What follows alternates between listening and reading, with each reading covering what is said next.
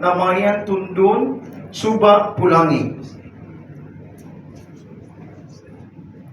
Preaching the agama of Islam in the different islands. Barang-barang is different islands and different people in the island of Butuan, in the place of Butuan, Srihapala, which is Cebu, Namayan, which is located in Luzon, now Manila, Tundon as well is Luzon, Suba Pulangi is known nowadays as Rio Grande de Mindanao or Maguindanao.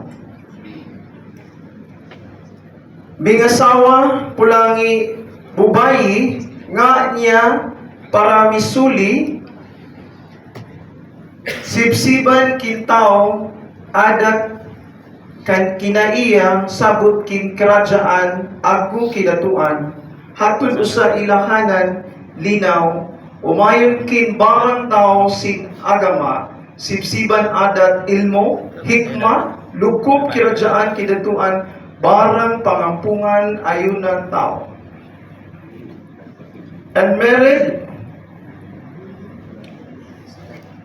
a Pulangi lady, Bubayi, Pulangi Bubayi. And then got a daughter named Paramisuli.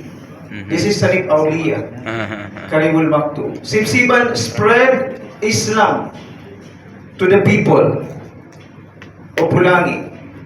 Culture, moral teachings, and have agreement with the different kingdom, including Kidatuan, and spread as a symbol of peace.